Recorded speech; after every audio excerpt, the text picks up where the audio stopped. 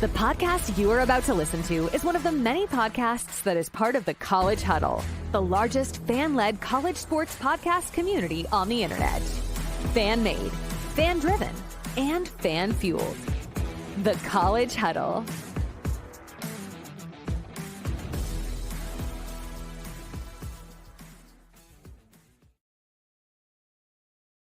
Whoa, he has trouble with the snap, and the ball is free! Okay, next question. I'm a horse football coach right now. You know, it got shoved up, shoved it up. It got shoved, right?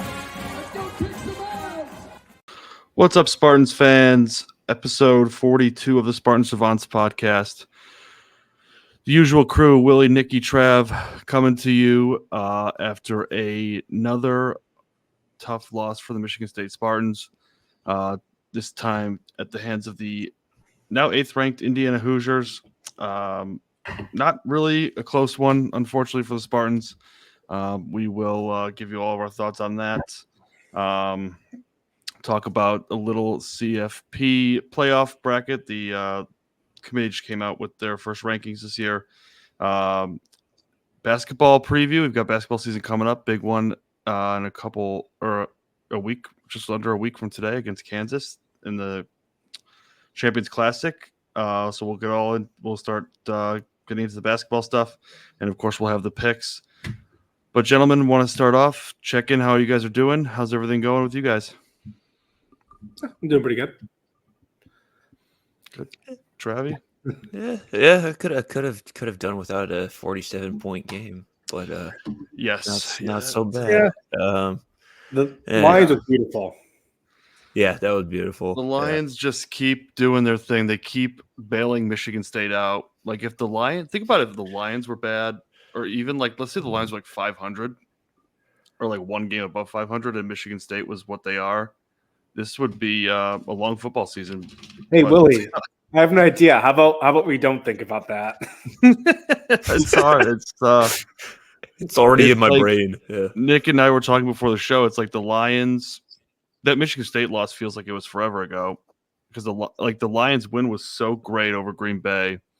They finally traded for a pass rusher. It's been a great week for the Lions.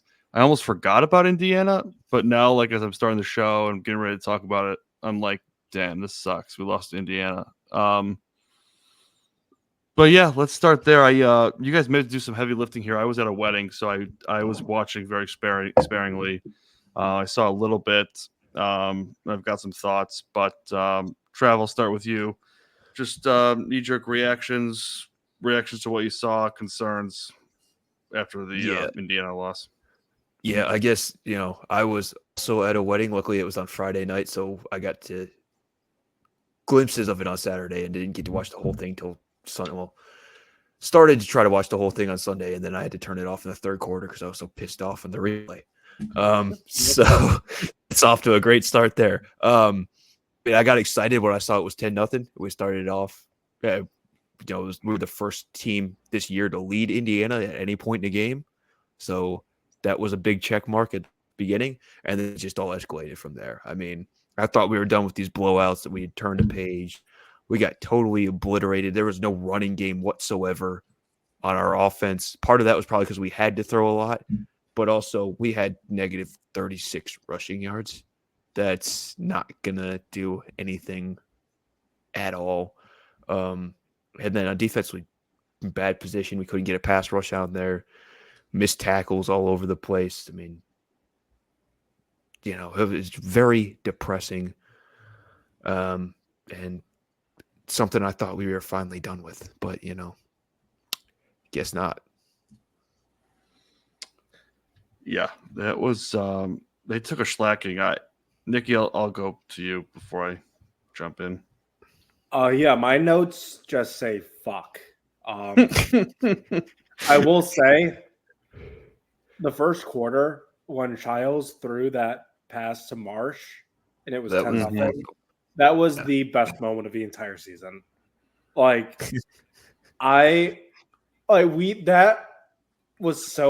first quarter was so awesome. That was beautiful. That one was pretty bad. That pass, the pass and the catch were both incredible. Childs to Marsh. That pass was the most beautiful thing I've ever seen, though. Like, that was just in a perfect spot. The window and where that ball needed to be was maybe this big, and he threw it right there. It's encouraging. Like you said, Nick, the first half was pure joy. Quarter. First quarter, I mean. Yeah, first quarter. Sorry. Was pure joy. It went downhill very fast. And it went downhill really fast after that. I'm starting to get a little concerned with you saw it versus Michigan.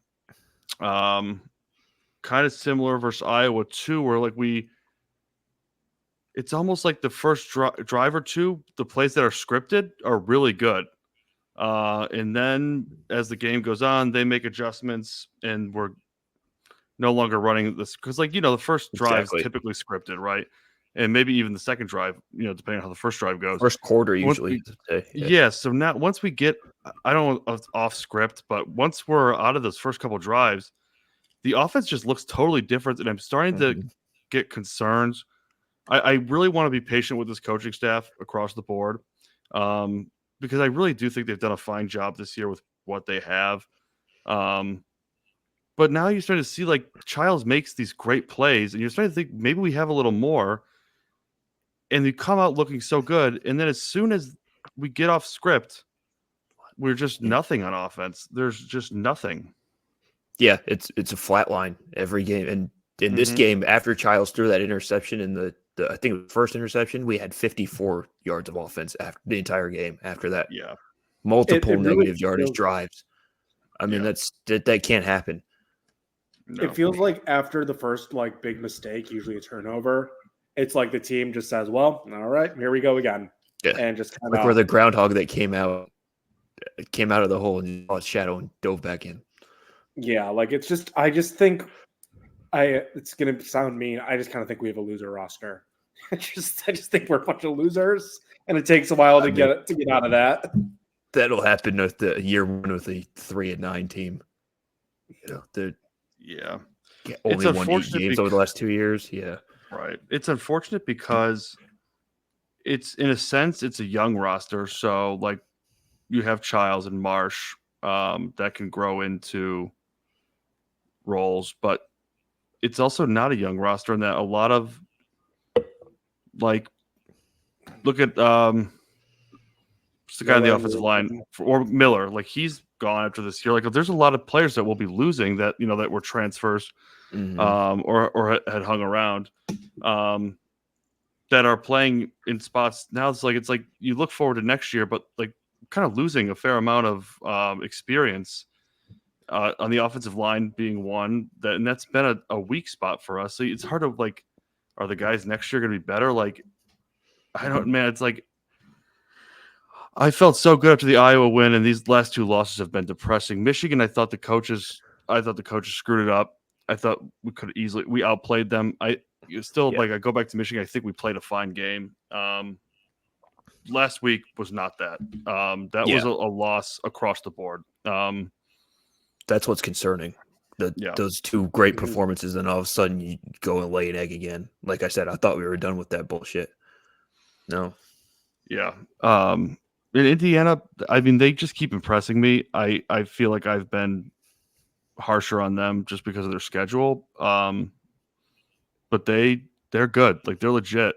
And Cignetti's done a great job. I mean, Trav, you hit on it a little bit. We had 0 sacks, and we talked about that last week.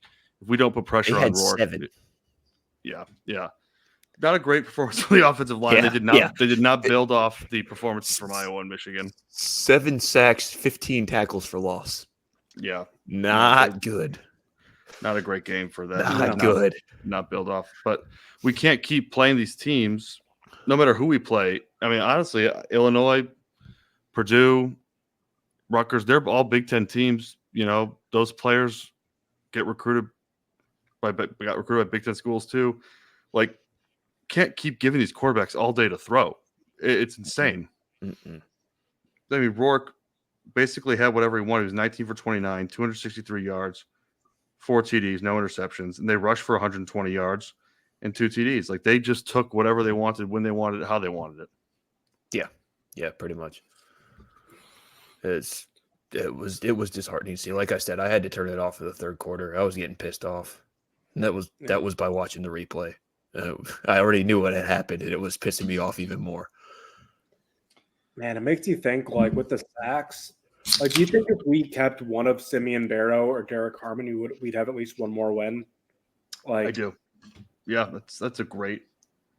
It's tough because we lost Vandenmark in those two. I'm not like Vandenmark's a world beater, but it's extra depth for this offensive line. We lost those at the last second, and we just could not get any other players.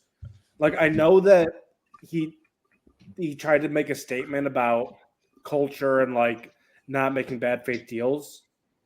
Yeah. If someone does that next year, like, what was the fucking point? Like, yeah. What, like, so like people still might do that. I hope that's not the case, but I don't know. Was it worth just saying, "Hey, Derek, you know what? We'll bite the bullet, pay you a bit more." Like, yeah. I think that's something that coaches have to learn to balance in this new era, and we're just getting started with it. But it definitely would have helped, especially that Boston College game. What if Harmon or Barrow gets a sack on that last drive, and all of a sudden the ball's not in the air? Right. That winning touchdown. Yeah. Like, I've been Go ahead. Yeah, I mean, I liked it initially at the beginning of the season when we were playing like MAC teams.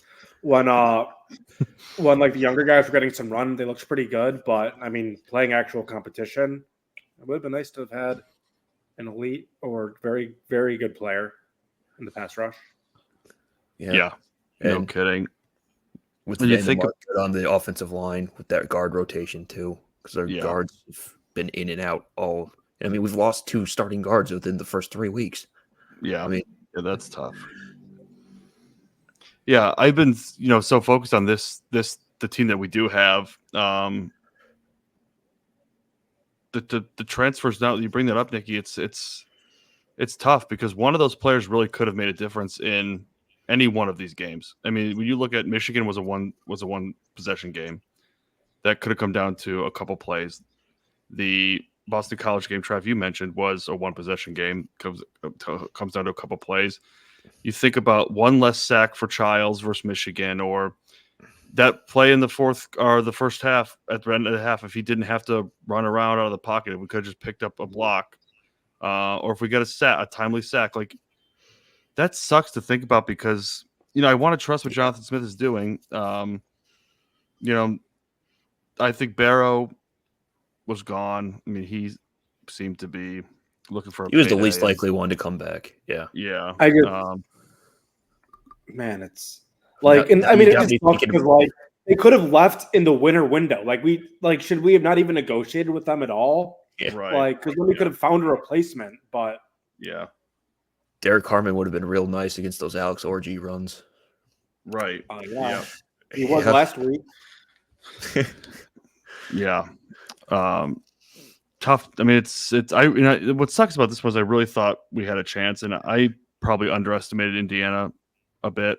But I definitely overestimated our team, and it sucks to see the offensive line take a step back. I mean, I know the pass protection was not great versus Michigan, but the run blocking was there versus Michigan, I thought. And honestly, this week, neither of those were there. After 2 pretty good performances versus Iowa and Michigan, especially in the run game, we didn't have anything going versus Indiana. I mean, like you said, Trev, we rushed for negative 36 yards. They had 7 sacks. They were pretty much in the backfield all day. Yeah. Our running back, like, it's nothing against the running backs. They had absolutely nowhere to run. I didn't even stick around for the part where Schuster was in there, but from what you guys are telling me, it was pretty bad. And looking at the stats, he's at negative 44 rushing yards himself. So that tells you what the O-line was doing. That's not on Schuster that much. I mean, probably some of it is, but God, it was. And the interceptions from Childs, like it's hard to get mad at those, honestly, when you rush for negative 36 yards. Like, honestly, that's not why we lost. Like, the first interception, the momentum definitely goes away, and that hurts you. A turnover early is never great, but I mean, we lost 47-10. The interceptions are really not the issue at this point. There's a lot more going on. We've accepted that those are going to happen this year, right at this point. And- I mean, especially with and 4 how games can- left. How can you make a good decision when literally the only decision you can make is throwing the ball or taking a sack and not moving on every single? Like he's going to have to throw the ball at one point. right Yeah, we can't just keep going backwards. Yeah. And apparently we can, but yeah rather not. yeah injuries not great. Childs left the game. Brantley Brantley was on crutches, right? He was unbelievable. He made 2 great plays and then left. And Malik Spencer, right, was the other one. Oh, he did? I didn't even see that one. Coach Smith said that he expects Childs to play. Obviously, the bye week this week is nice when you have key injuries like that. He expects Childs to play versus Illinois. Illinois. I didn't even see what he injured because I wasn't watching the game. What was it, a wrist? Yeah, it was a wrist. He looked so sad with the towel over his head. It was like the towel over the head is just a bit dramatic for me. It was a very over dramatic. It was for the rest of the game. Like at the end of the towel game, over the head is like what you see NFL players do. That's a classic we lost look. Honestly. Yeah. Like, come on, man. Towel over the head is what NFL players do when they tear their ACL and they get on the cart. So like that was if I saw that. Brantley, I saw that he said that he doesn't expect any of the injuries to be season ending. Obviously, there's only 3 games left, so they can't be that serious. But Brantley was on crutches, I think. Yeah, which is not. Well, great. if that's true, that's really concerning. Yeah, Brantley is such a classic 8 games a season guy. I don't see Come on, he's been so good this year. Yeah, he's been our best defender this year, man. He's an 8 games kind of guy. Like, hey, I love him those 8 games, but you need to get the. You're not wrong.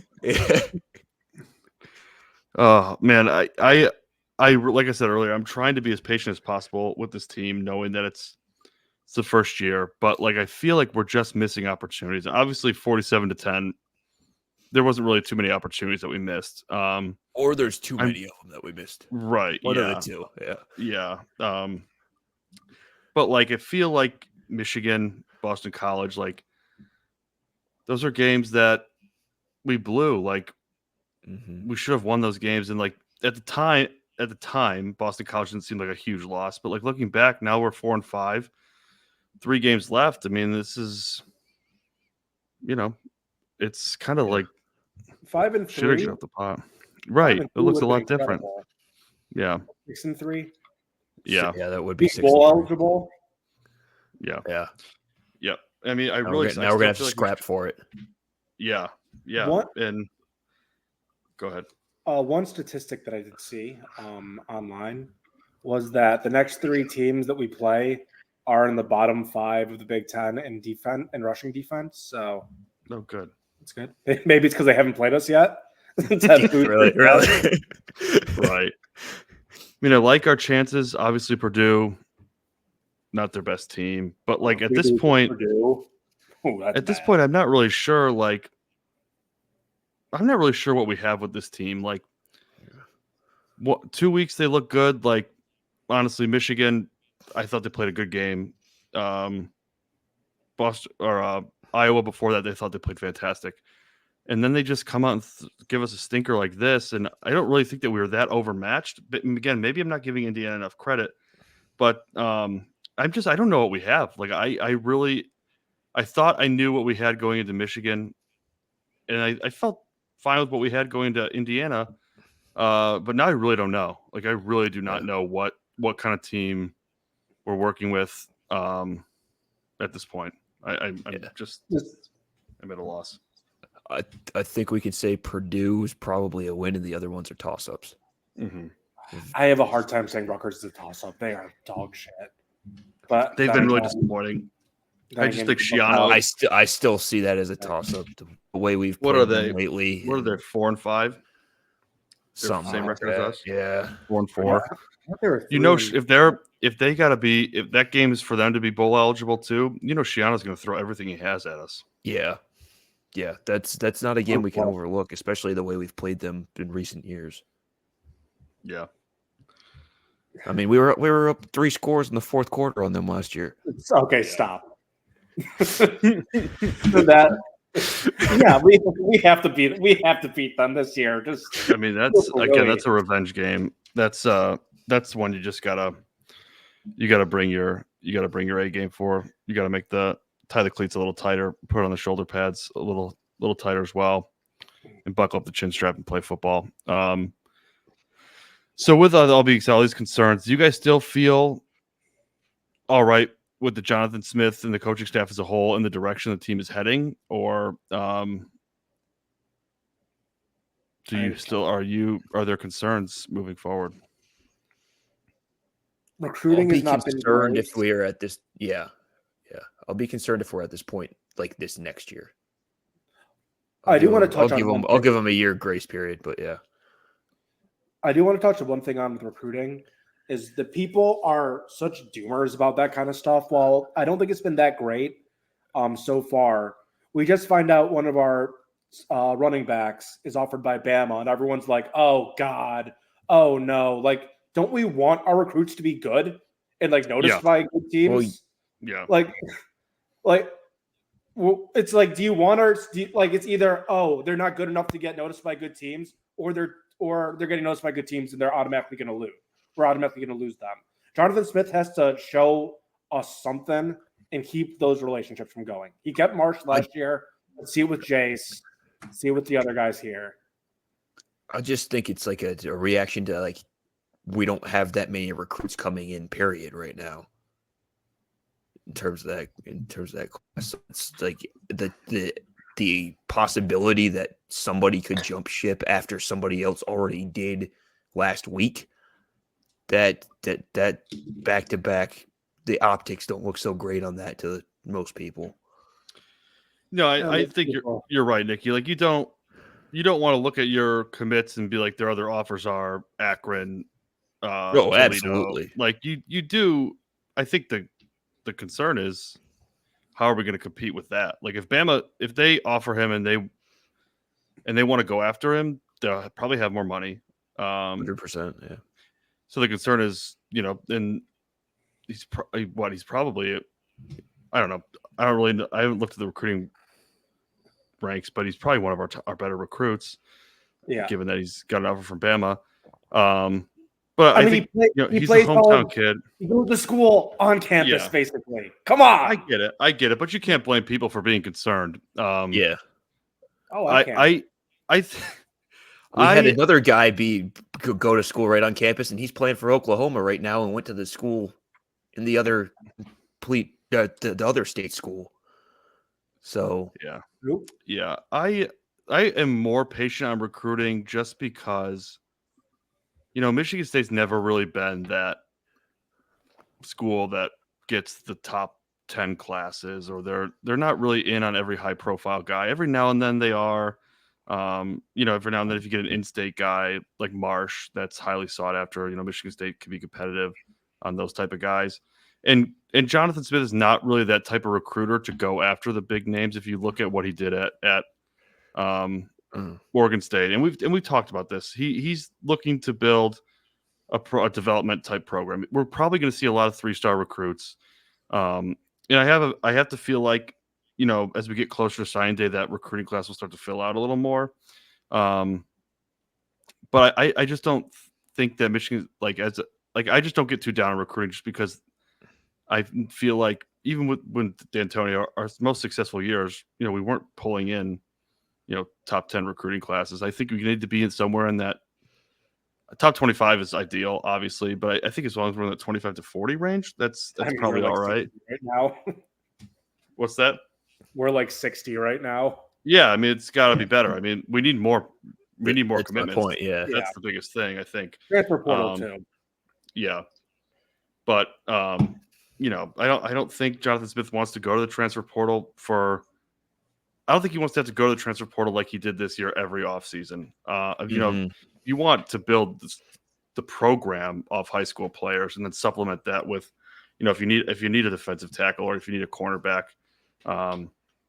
you go to the transfer portal for that. But at some point we have to build a program, and they've got to get their guys in there and coach them. And look, for a lot of these guys, it's a new system. And I'm going to go back to my question. I like I said, I'm trying to be as patient as I can with this coaching staff. And I think, Trav, you said it.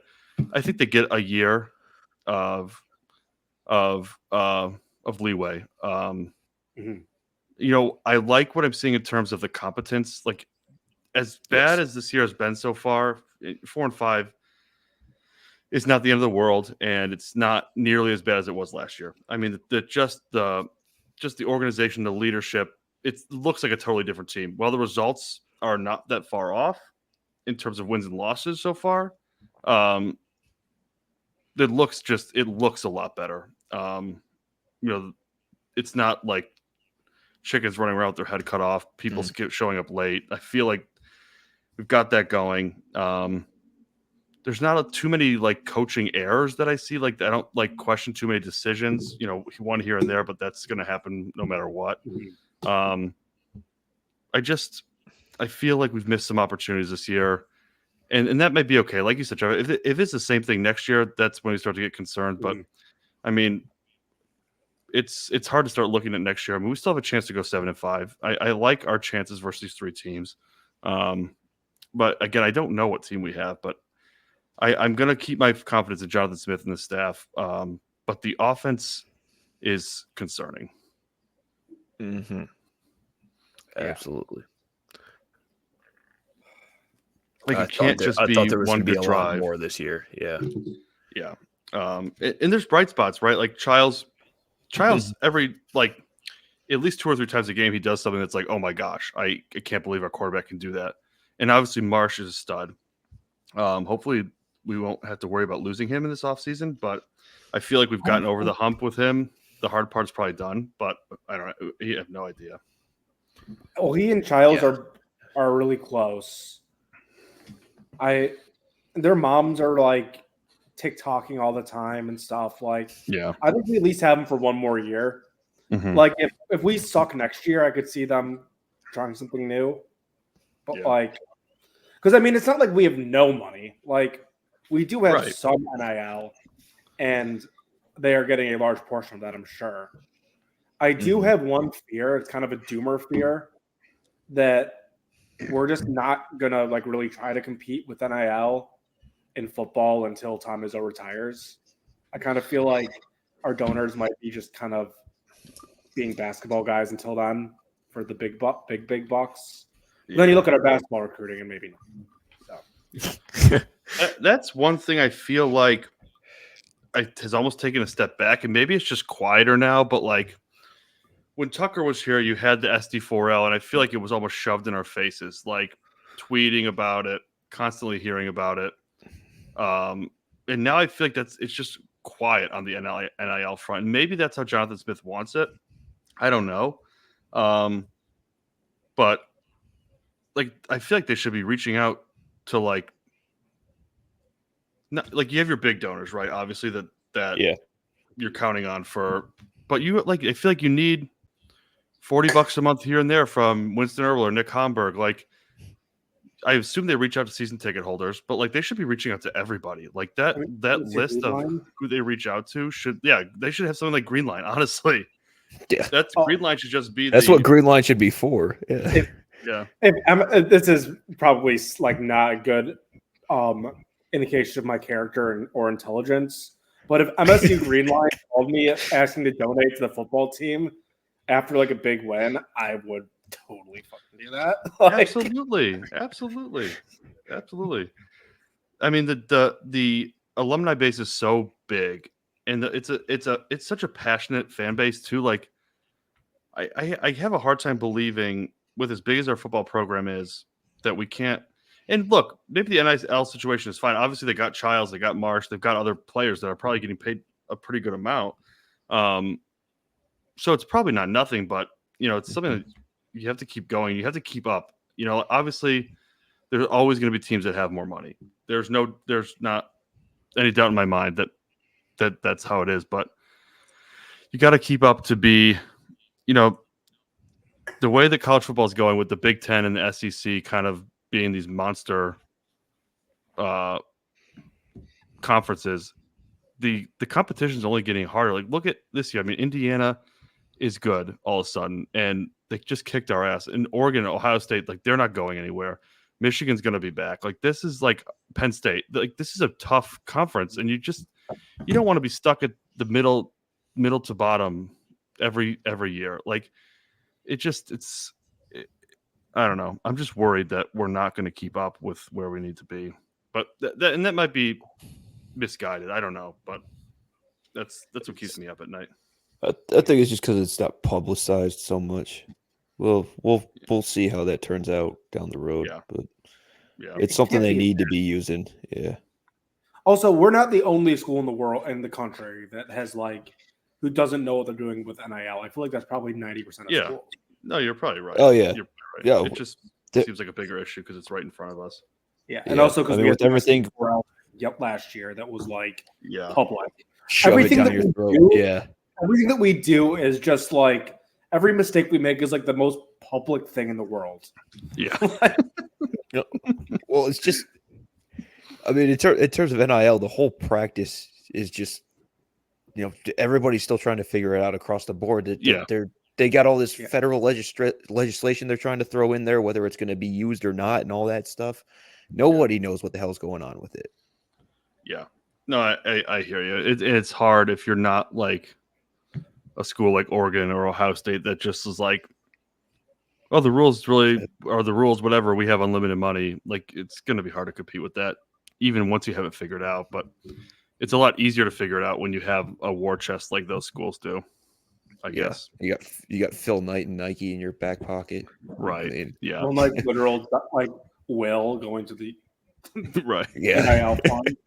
Yeah. I mean, if I was a multi-billionaire, I would literally spend. I would live in my current house and just use all my money to spend on LSU athletics. Yeah. 100%. His body's going to be frozen in their football facility. Yeah. Yeah. Like, hey, what do we need this year? Oh, we need a quarterback. Okay, here's $5 million. Go get the best one. Like, My kids will be eating frozen TV dinners, starving. Oh yeah, no, the money's going to Rice Underwood. Yeah. Yeah. I mean, yeah. I thought, I thought Childs, all things considered, I mean, the stat line is honestly not as bad as I thought. He was 16 for 24, 193 yards, 1 TD, 2 interceptions. Obviously left the game early with an QBR's injury. 40 though, isn't it? Yeah. Well, it's tough when you don't score points. Yeah. I mean, true, but Yeah. that's pretty bad. Yeah. The 7 sacks is tough. I don't know how many of those came against Childs and how many of those came against Schuster. I would say, given the fact that Schuster had negative 44 yards, I'm guessing he had at least a couple sacks. Yeah, I mean, it says what, 4 carries for negative 44 yards. I'm assuming those were all sacks. Yeah, then that's pretty safe to assume. Mm-hmm. Sounds like that makes me think Childs really needs to play against Illinois. Yeah, give a freshman a shot. Who knows? No. Oh God, Alessio Milivojevic. Who's the other one? Rylan Jesse. Yeah. We got Leo Hannon coming next year. Well, he's still in high school. Yeah, Leo, Chris's younger brother. Chris. I do like that name, but we'll see. I mean, the recruiting. Hopefully, they can keep Clarizio. I mean, he's a hometown kid. Yeah, pretty big Michigan State fan, I assume. So sometimes that can go a long way. And you never know. You never know. I mean, that offer could be, hey, you come play for us. The pay might not be good at all. Like, they might just be trying to get him on the cheap. I'm sure they have other running backs that they've offered. So, who knows? Anything else on Indiana, guys? I was just going to mention on that last point, we're like a month away from signing day. So, I thought it was February. Things are. Jeez. No, it's the 4th. I forgot. There's that early signing day. Shit, they better get their ass in gear. Yeah. Damn, that's quick. Dang. Spooky. That's well, a tough there is a job, late honestly. signing day in February, though, still. So Yeah. They'll have that Very late period. They'll higher. have the transfer portal, but That's honestly, Like- it's a tough job. Like recruiting in season, like you're trying to game plan for you got to Michigan, have Ohio such a State, deep Oregon. department. Yeah. Oh my gosh, that's tough. I mean, that's You got to have like an NFL scouting department doing recruiting department now. right.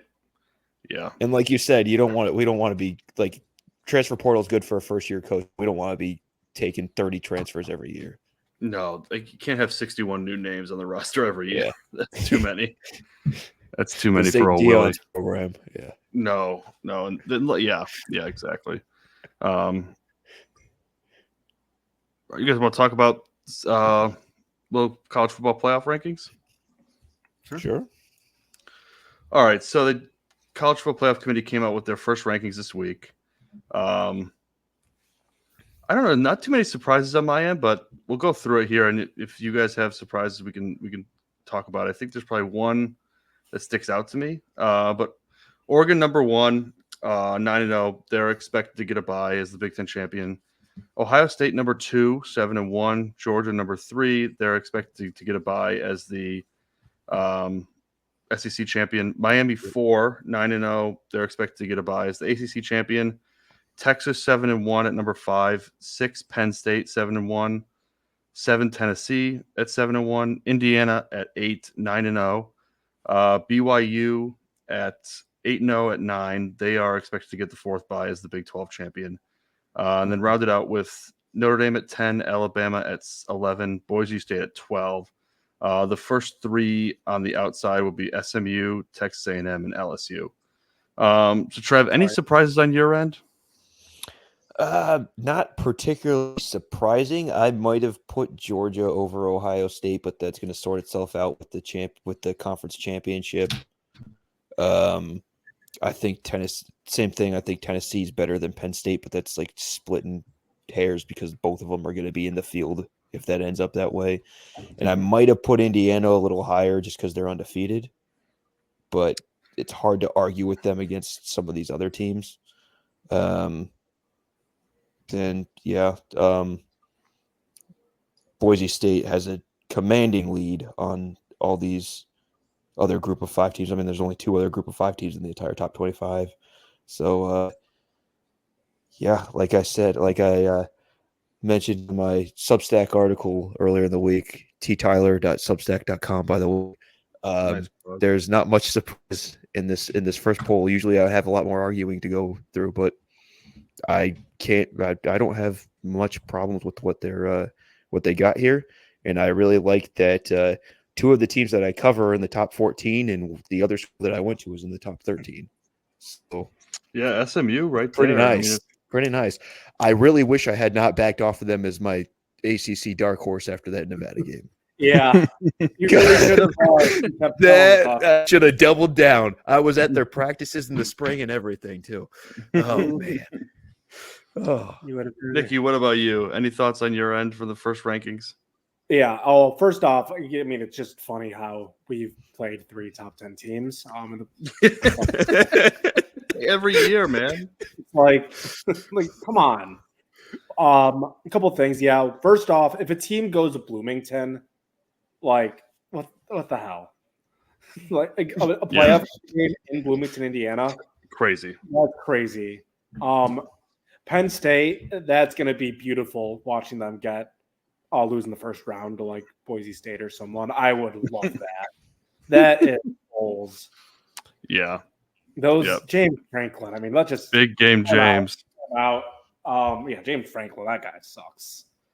He's the worst. He's like 1-13 versus top 10 teams. Imagine if like we had James Franklin and we won 9-10 wins every year, but just never beat Michigan. That would actually be worse than what it is right now. It would sting. Like I would be much less happy than I am just watching a bad team. Oh yeah, I think I agree with you. Yeah. Yeah. Like if D'Antonio couldn't beat Michigan, that would be the worst thing ever. It's like Groundhog's Day. Bowl game. Yeah. Like 10-2, we lost to Michigan and Ohio State. What a surprise! Yeah, Who did we play this year? Oh yeah, 9-3 Bama for some random reason. Yeah. Yeah, I think I'm all right with this. I would have Indiana above Penn State. Yes. I get Penn State's only loss is to the number 2 team. But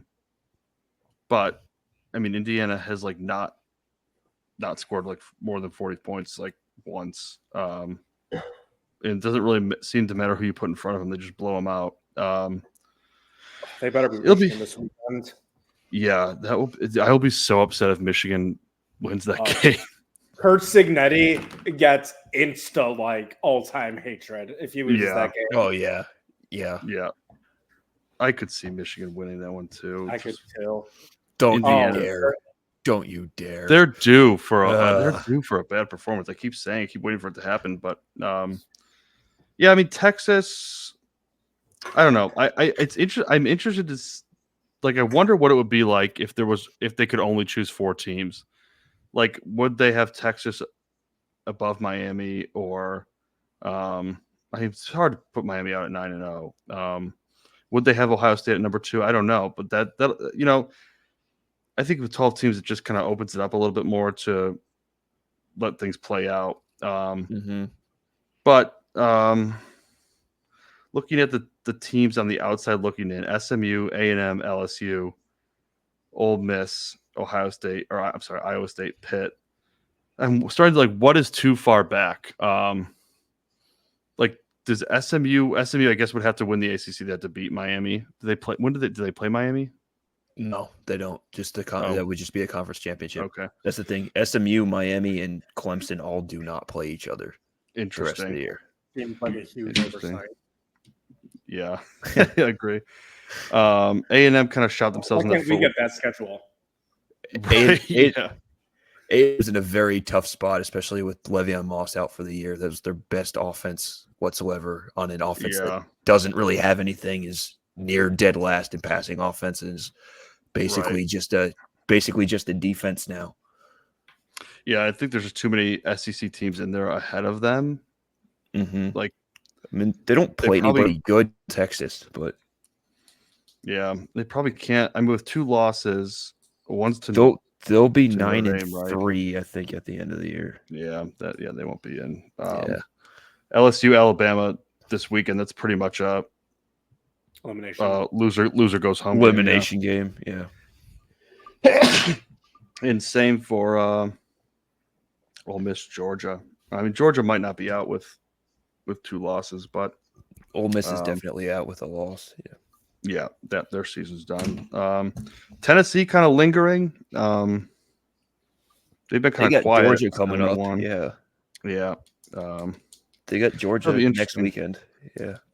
Georgia, man, they play a tough schedule too. You want to talk about a tough schedule? Georgia, I feel like plays a ranked team every week. It seems. Yeah, it's pretty. Let's see. I'm interested to see how many they actually have. It's way more fun when you're a good team and you're doing that. I know, right? It's really not cool when it's a new so coach. They've played 3 and they have 5 total on the schedule. Okay, that's less than I thought. What they've played: Alabama, Clemson. Oh yeah. Alabama, Clemson, and Texas. Yeah, and then they have Ole Miss and Tennessee back to back. That's a pretty tough schedule too. Yeah. And it'll be interesting to see how it all plays out. I think the 12 teams. I was hesitant about it before. I started to warm up to it a little bit. There's no such thing as more college football is always better. So I think I'll come around to the 12 teams. Yeah, it's interesting. Like I was watching the press conference from Texas, and Steve Sarkisian pointed out that if you're gonna win the championship, last week was basically the halfway point of the season. Like that's crazy. First week in November, halfway of college football. Like, that's crazy. I'm excited, but that would be rough to play through. Yeah. It's interesting. I'm just looking at it here. The 12 teams you have.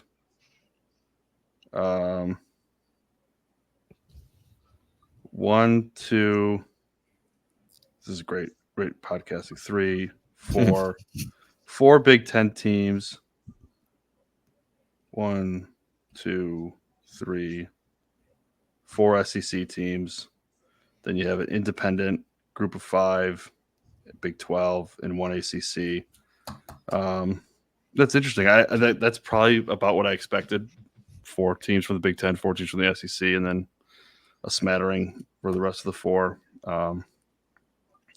It's interesting. But if you look at outside the top 12, there's like no Big 10 teams. No, they're Big 10 teams stop at 8. There's nothing after that. You're right. That I was just about to point that out. That is really interesting. In the SEC, after 5, 6, 7 teams total from the SEC. That's crazy. The ACC is hanging in there. I mean, they've got 3 teams. It's more than I thought. 4 teams. That's more than I thought they would have. 5 teams. Louisville. Who was the one you missed before? Louisville largely Miami, SMU.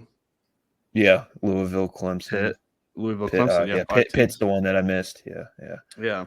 That's a pretty good showing from the ACC. But I mean, I feel like they all beat up on the bad teams. It's pretty easy when you don't have to play Miami, Clemson, and 4 Big 12 SMU don't teams play too. each other. Yeah. That's interesting. It'll be Pretty balanced, actually. Yeah.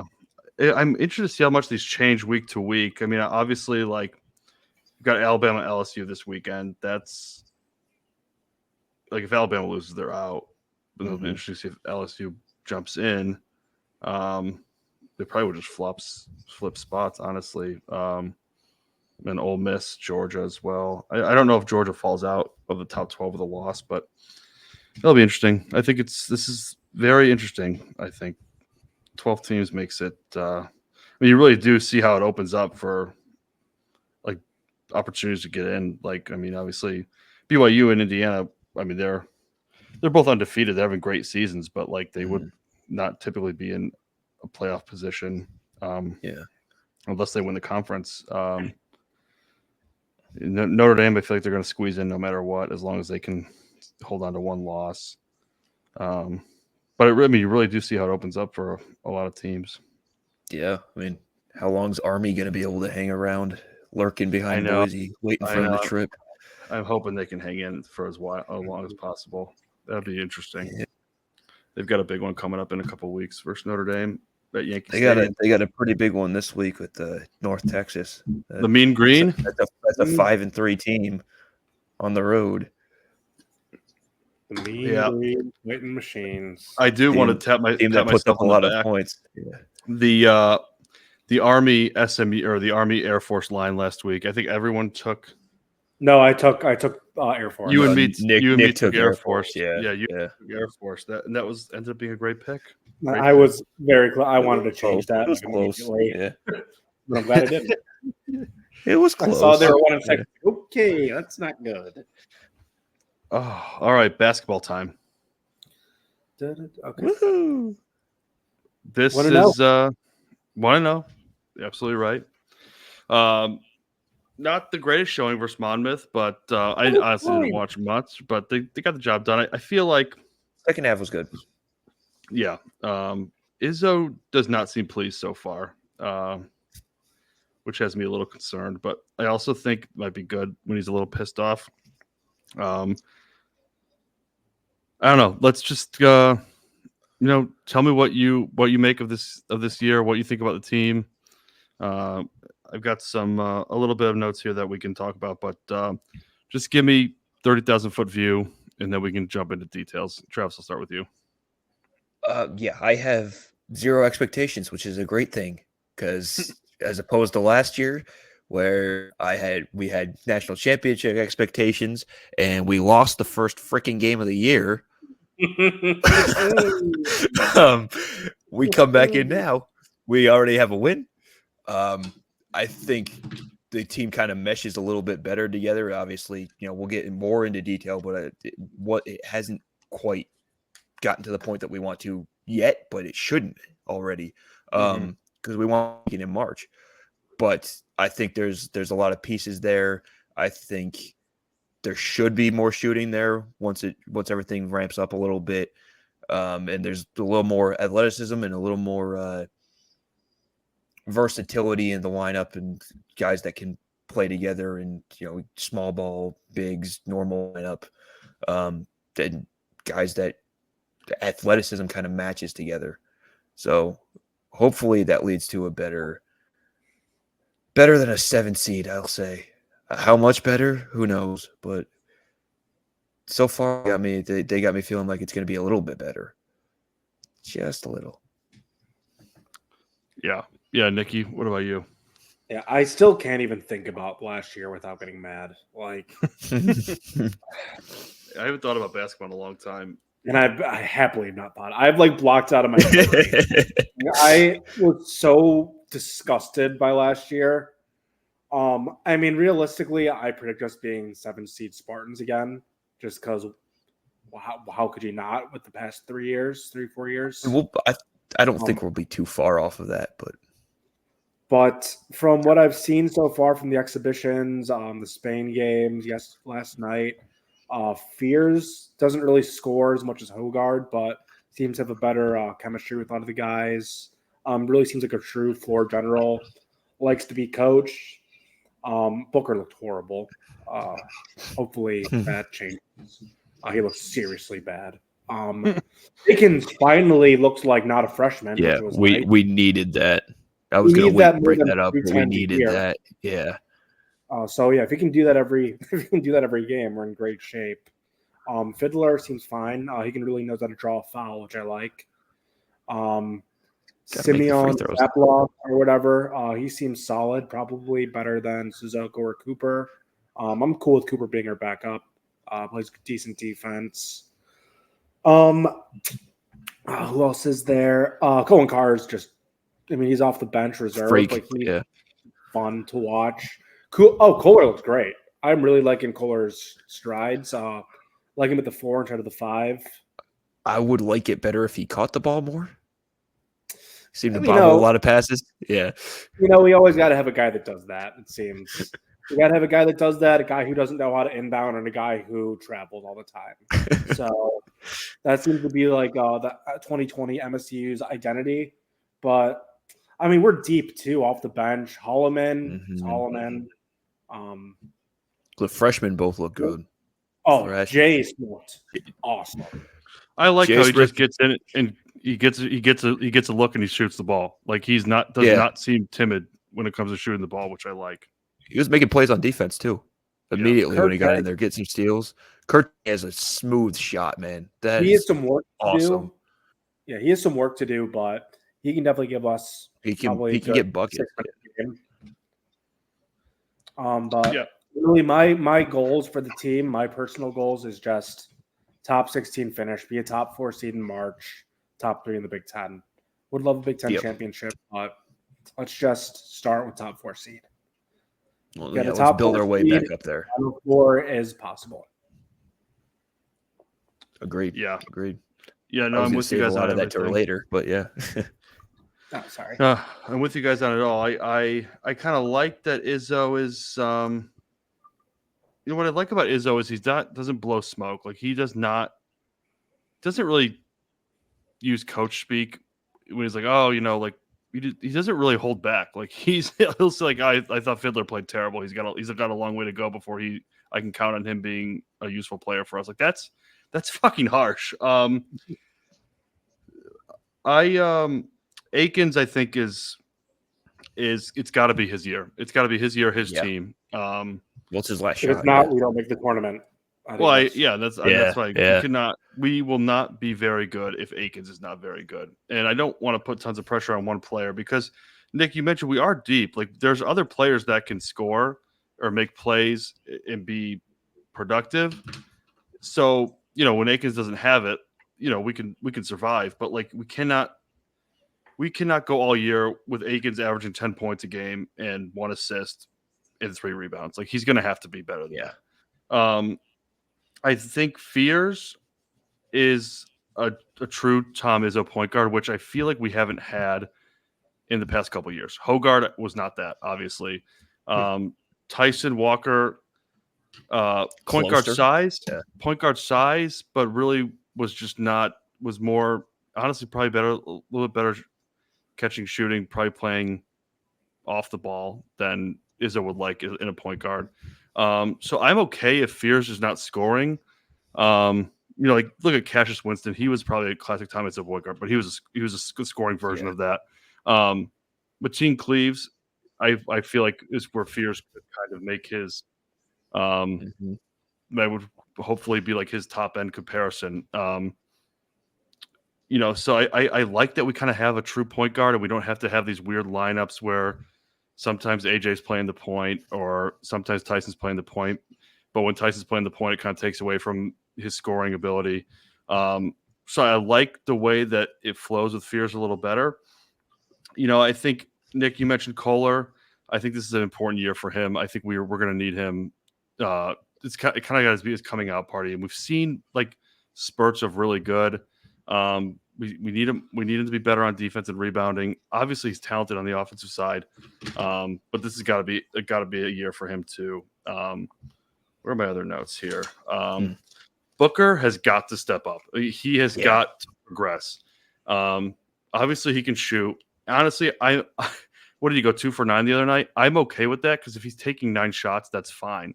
Like his turnovers made you want to break my phone. That's got to stop. That missed Turnovers, dunk, yeah. Like the little mistakes like that can't happen. But if he, if we're getting him 9 shots a night, I didn't see all 9 shots. I don't know if they were good shots. They could have been awful shots. If that's the case, then I take everything back. But if he's getting open looks, those will fall eventually. I think he's a good enough shooter where that the water will find its level. He's not going to go 2 for 9 every night. You guys remember when we went like one for like 30 in our first 2 games last year? That's what I was going to say. Is the 3-point shooting? We've got to get off to a better start than last year. Like that, I feel like that dug us in a hole. Not great. Crisis of confidence. 3 of 18. Better, but Booker has got to be a factor on defense and rebounds too. Like he can't just be an offensive guy. With that size and talent, he's got to be a 2-way player for us. Another thing is that and Izzo talked about this a little bit, like when players get shots, they have to shoot. And Akins, I think, he's the guy that I see this with most. Like he looks to pass or he looks to drive. Like if you get an open shot, you have to shoot the ball. Like in today's basketball, like 3 points is a big part of the game. Like and Akins is a good enough 3-point shooter. I think it was like almost 37% last year. And that's what I like about Jace Richardson. When he gets the ball and he has a shot, he takes it. So I'm hoping that this team will shoot their shots. For me, Fiddler has got to be what you paid for. I like his ability to get to the lane, get to the rim, and get fouled. But I also would like to see him shoot the ball. Like if he has an open shot, again, I don't think we'd settle for driving a foul. If you got an open shot, take it. Like you're average like 18 points a game last year. Like you're a good enough shooter, especially in the mid range. You got to take your shots. Holloman, I'm really hoping we can build off a good year last year. He was very impressive. Probably my underrated player of the year last year for sure. Absolutely. If he can build off that, I think he provides good depth for us. Carr, we need him to be a half-court basketball player. We know he can play in transition. Obviously, the flashy dunks are awesome. They get people excited. But he has to add another level to his game and be a threat in the half-court offense. I think that's it. Yeah. That's all I have. Well, leadership, have to have some leadership too. I feel like the last couple of years we've been lacking a leader. I think Fears can be that guy. Akins can be that guy. But it can't be it can't just be Izzo barking at everybody. We need to have a leader out there. And we've seen that with peers in the teams in the past have always had a leader, whether it was Cassius Winston, who was, I don't know why Denzel Valentine. Denzel. Who was the one player in the NCAA tournament that Izzo was just screaming at? That everyone got on him for. Yeah. Was that Aaron Henry? I think it was Aaron Henry. Yeah. Aaron Henry the 1 year. Gabe Brown another year. Gabe Brown. That's what I'm thinking of. Gabe Brown. Gabe Brown. His game kind of fell off the deep end towards the end, but he was a good leader. Like I feel like he got the team going. Like the players when they're yelling back at Izzo, I think that's not a bad thing, but they got to get on other players too. So, one thing I thought, let's go. Let's go here first. Projected starting five. So obviously they played one game. We can know what the starting five was, but I'm talking about the starting five when we get into like Big Ten play, February Big Ten play, like the starting five that you're going to see most every night. Trav, I'll start with you. Yeah. Let me take a look here. Hold on. To be honest with you, I don't think it's going to change very much. Obviously, Akins is going to be in there. Fiddler's going to be in there. I don't, like you mentioned, Fears is kind of like, this is his year to kind of come into his own a little bit and develop as that point guard. So I don't really see them pulling him unless he has a mistake, start playing absolutely terribly. And I'm not talking about scoring wise. We mentioned those other point guards. Most of those classic Izzo point guards don't start scoring a ton of points until their junior year or so. So that's not exactly that's not what's going to put him on the bench unless he's taking really bad shots or something like that. I would say I don't see it. Honestly, I don't see it changing very much unless Booker has a ton of games where he's 2 for 10 with 2 rebounds and a bunch of fouls. And you probably move him to the bench in favor of Kohler or Carr even. But other than that, I mean, I don't see a spot where you think, man, that guy's definitely got to move out of the starting lineup. So you've got Fears. I've got Fears, Booker. Akins, Fiddler, Booker, and Paula, but Booker's the weak spot. All right. I couldn't have said any better myself. I will say, if Akins didn't have a good game last night, my original He'd be on the chopping block. Yeah. My original hot take was going to be that Holloman was going to start over Akins, but I don't think that's going to happen anymore. Yeah. I think you guys got it right. I could see Kohler sliding in at the 5 over Zapala. They split minutes last game. Zapala played I think 19, or Kohler played 18. I think that's just pretty even right now. Yeah. I would like to see Kohler.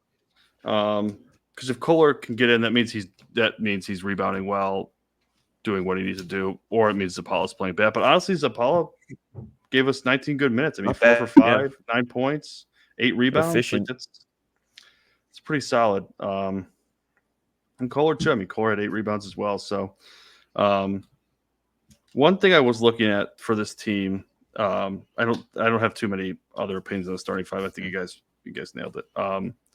The non-conference schedule is not like a typical Michigan State non-conference schedule. I mean, depending on how Maui goes, I guess. But we're used to seeing obviously the Champions Classic, but usually I feel like we play another big name team.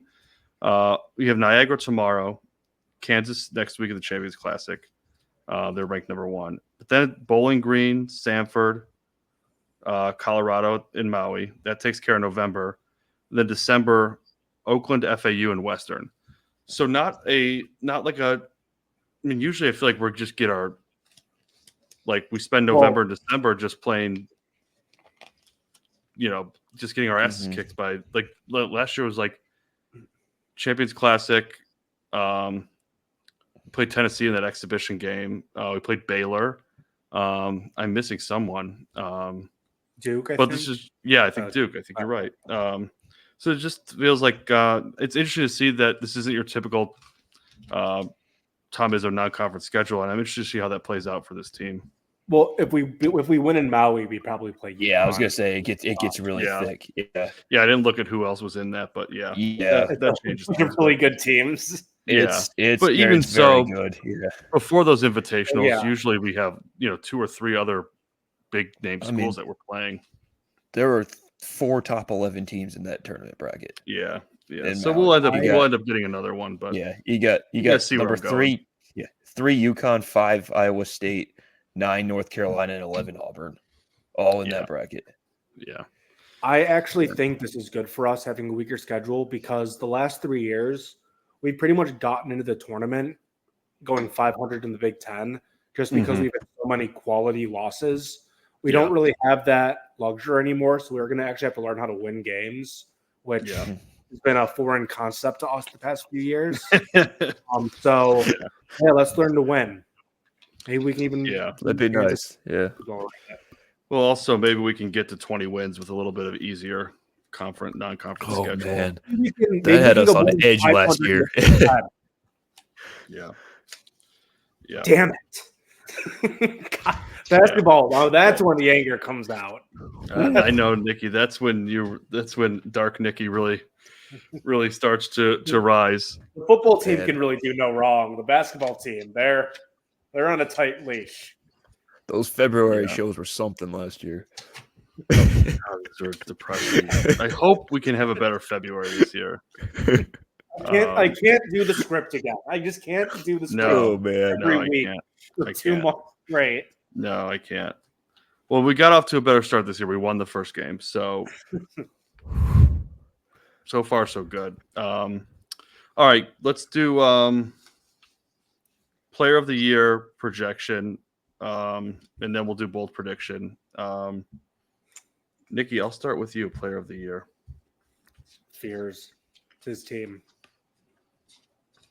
Nice pick. Travi. I know he's off to a bad start, but I'm going to go with Fiddler. I think he can be a little bit of a difference. I know there's another name out there that probably a lot of people are wondering why we haven't said yet, but I'm not going to go there. Yeah, I'll take that name off the board. I'll go with Akins. I like the Fears pick a lot. I think if it's either Akins or Fears, I think that's really good for the team.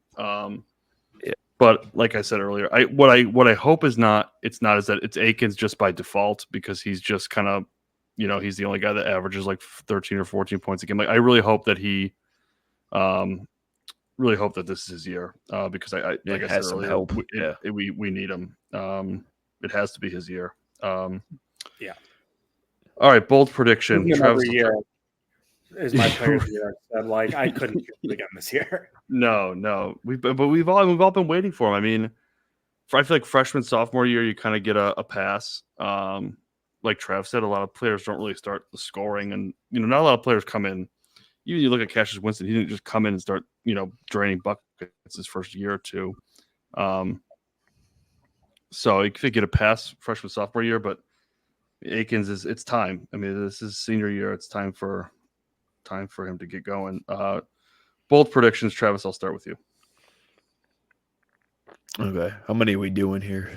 Just throw one. Just throw one out. Okay, I will say. Well, I don't know if this counts as a bold prediction. I'm going to say that we finished in the top 4 in the Big Ten. I don't know if that counts as bold. If it doesn't, then I'll go with another one. But yeah. No, that's good. That works for me. Okay. Nicky? This is I couldn't really think of like a crazy prediction, so I'll have an early season one. I'll say we run the table in Maui and we beat UConn and another good non-conference team. I like that. That's a good one. That's bold, and I like it. I think last year my bold prediction was AJ Hoggard, Big Ten Player of the Year. And there's part of me that wants to say Jaden Akins, Big Ten Player of the Year, but I'm not going to do that again. How about MSU beats Kansas in the Champions Classic next week? I would fucking love that. Hunter Dickinson, take him down. I don't even want. No, let's not even talk about him right now because that could go another half hour. No. Yeah. Another. Here's an honorable mention one. I just thought one of you guys were going to take it, to be honest. But Jace Richardson, Big Ten Freshman of the Year. Oh, I like that. I wish I would have gone with that. I had that on my list. I just didn't say it. I like that. Yeah, I was trying to think of something with Xavier Booker, mostly because I really just hope that he turns into a 5-star. He made me so mad on Monday. I couldn't do anything with him. Like, he's not going to win Big Ten Player of the Year, but like that could have been somewhere. But if we beat Kansas next week, I'll come up with a new bold prediction. Since that one will be taken care of pretty quickly, we'll know fairly soon whether that comes true or not. If we beat Kansas next week, he's going to have had a very good game, Booker. Yeah, I agree. All right, I'm going to take a picture of that so we've got it for the records. All right, anything else before any basketball related thoughts before we move on? A serious, extreme bold prediction would be no players getting foot injuries, but that's impossible. We've already passed that. Yeah, Garrick Norman. But he's healed though. He's good. It still happened preseason. Yeah. Fair. Is he back? Is he back now? Healthy? He played. Yeah. I didn't know that. Yeah, he didn't shoot the ball, but he played. Yeah. That's what I'm saying. We can't have shooters that are not shooting the ball. Like, well, he played like 2 minutes and got one look. Yeah, it was like basically it wasn't like you were screaming at him to shoot the ball and he wouldn't shoot. Travis, why'd you text me the Spartan Savants group Andrell Anthony out of curiosity? That Nick asked the East Lansing player I was referring to earlier. Oh, okay. That's funny. I was like, what does Andrell Anthony have to do with anything we talked about? Okay, on to the picks. Cue the music.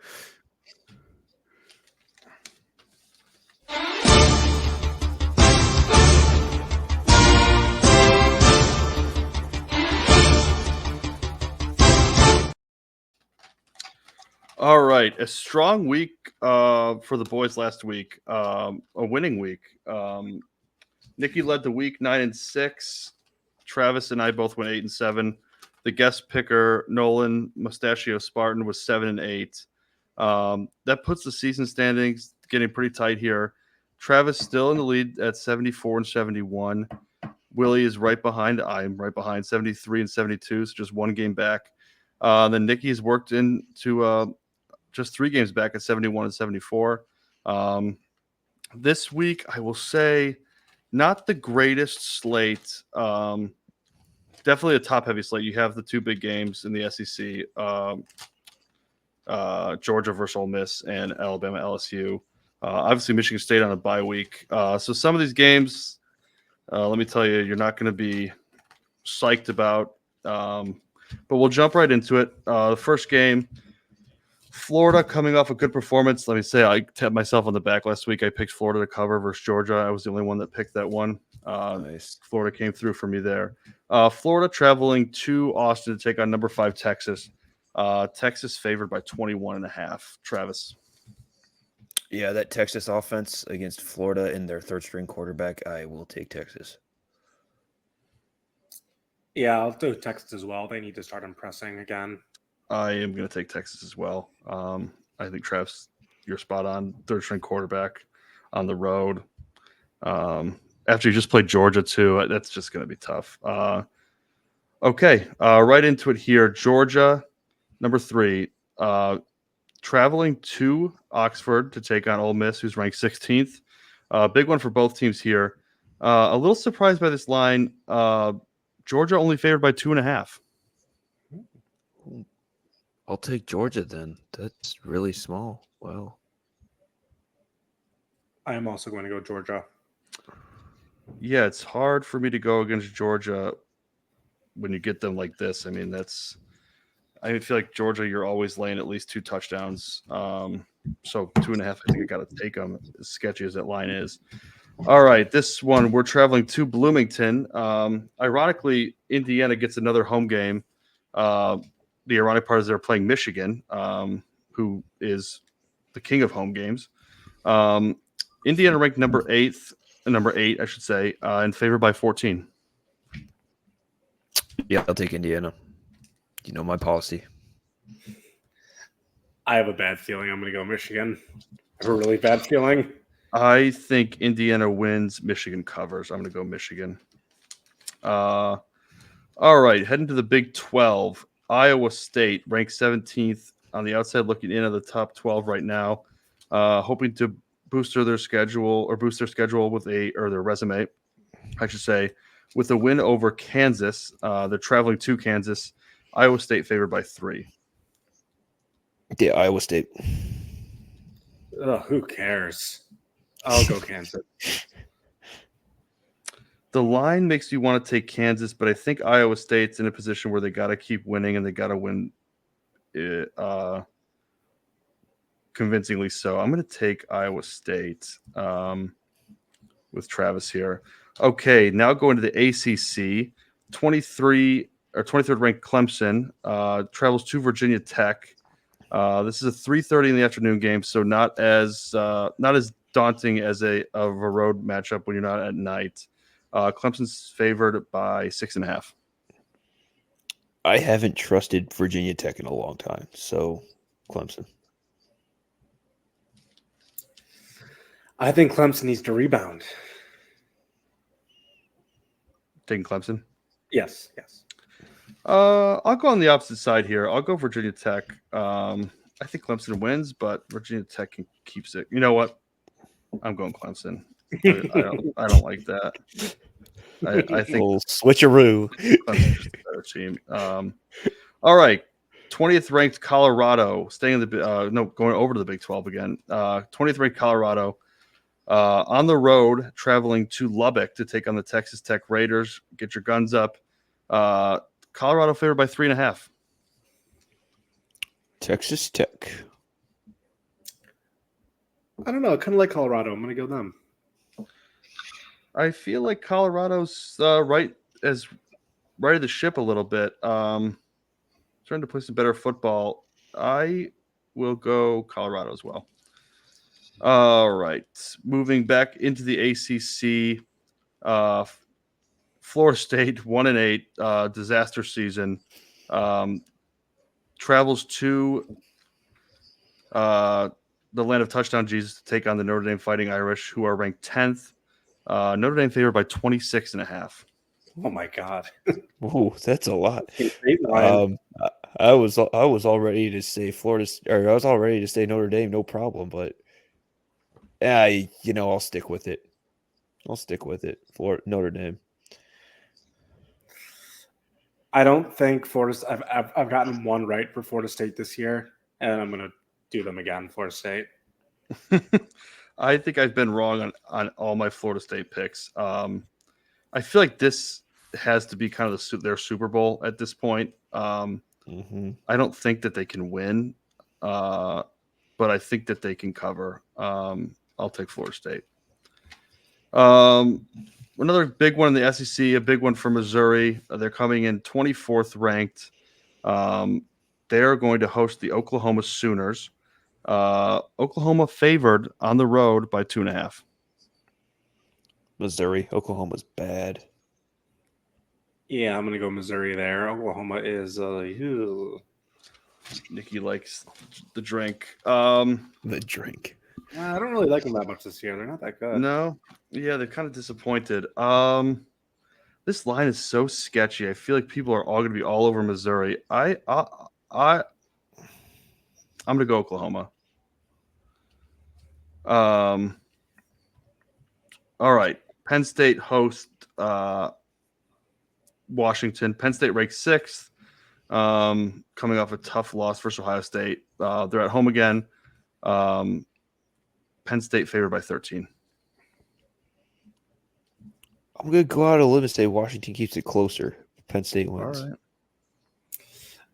Penn State are a bunch of cowards. They're going to cover because they're playing some bullshit-ass team. I am with you, Nicky. I think that it's a bounce-back situation for them, and they like to feast on the weaker teams. I'll go Penn State as well. All right, big one in the Big 12.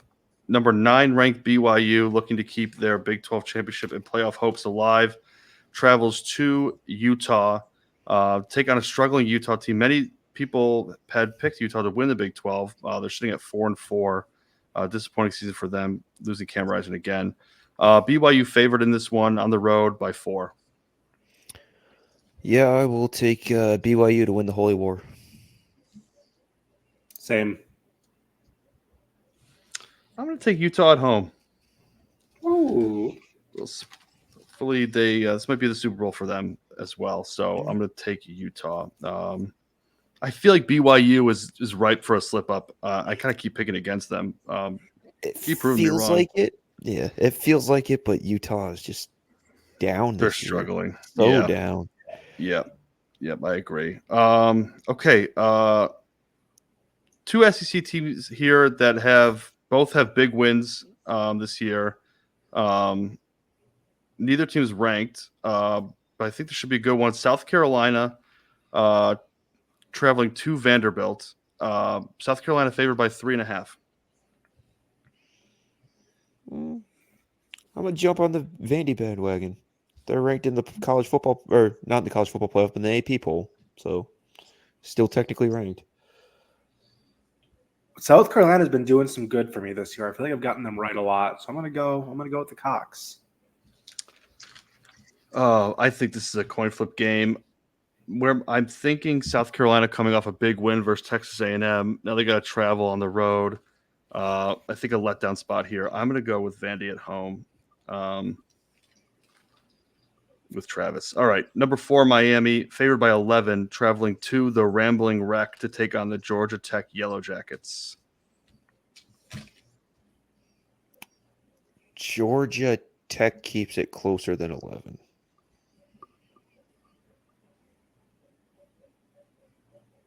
Yep, Georgia Tech. I think Miami's gotten their scares out of the way. I'm going to go with Miami. I like the Georgia Tech pick. I just kind of want to be on the opposite side here. I'll Make go up with some Miami. ground. Yeah. Yep.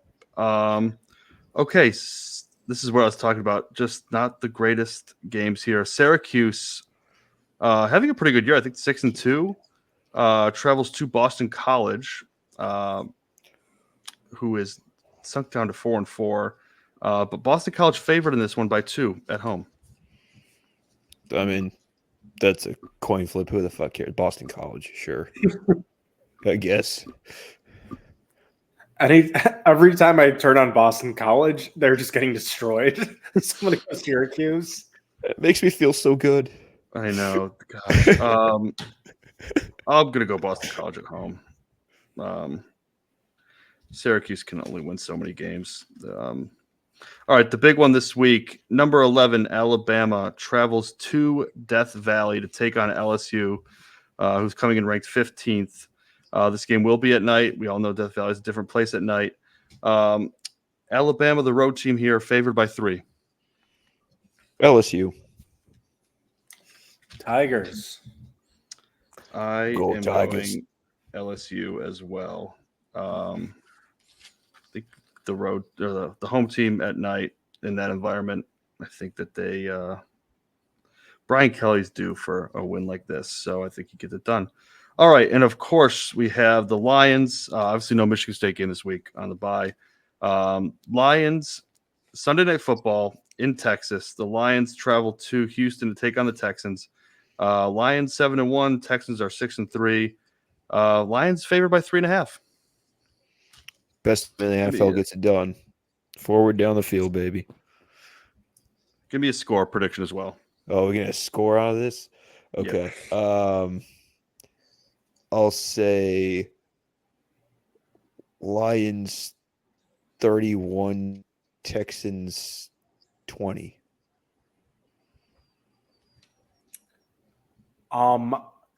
So I have chosen the team. I have chosen the next game that I will pick against the Lions, but it is not this game. I will go Lion. I don't even know what the spread is. I don't care. I'm gonna go. I don't care. They're covering that. I'm gonna go Lions 34, Texans 20. All right. I'm picking the Lions as well. I'm with you, Nicky. I think that at some point I will probably need to bet against them because I just don't think eventually they're going to lose a game. Yeah, I they know can't the win game. them all. It's so obvious what game they're going to lose. Like, what do you think? Bears? It's Bears. Bears Thanksgiving is such an obvious loss. Oh my god! Oh man, If that happens, so it'll blow my brains chewing out. for a Yeah. loss. Yeah, I could see that. I'll go Lions. Oh, go ahead, Trav. Sorry. Oh, I was gonna say I see Bears Chicago more likely. Yeah. We don't play well in Chicago. I feel like we haven't played well on Thanksgiving the past couple of years either. Yeah, That's like it's just the 2 years. road environment compounds it for me. Yeah. Plus golf outside too. Although he was impressive at Green Bay. Go Lions 27-17.